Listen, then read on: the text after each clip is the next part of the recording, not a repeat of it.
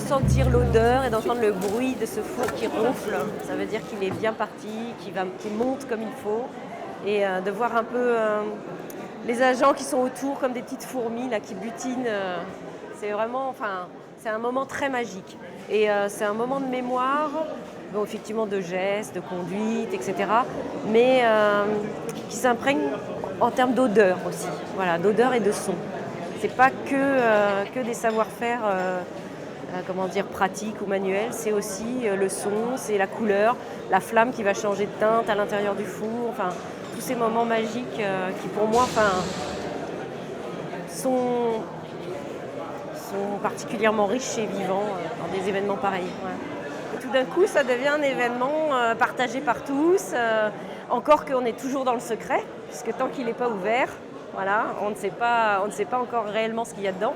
On a pu voir les artistes autour, certes, mais on connaît leur travail, mais on ne sait pas quelles surprises ils nous ont préparées sur les pièces qui sont à l'intérieur.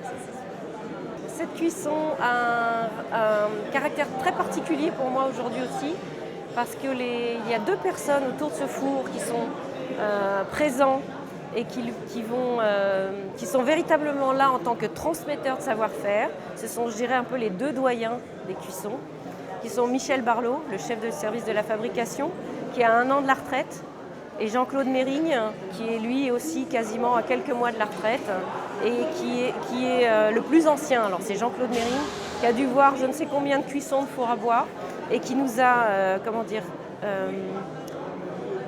transmis un petit carnet dans lequel il a dessiné toutes les étapes de la construction du four, de la première cerce que l'on met autour d'un vase jusqu'à la dernière brique pour fermer la porte.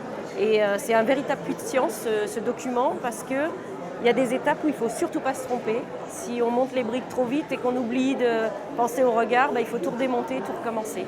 Et toutes ces étapes ont été précisément dessinées et décrites et répertoriées dans ce carnet qu'on a versé récemment aux archives comme document de référence pour la conduite d'un four à bois.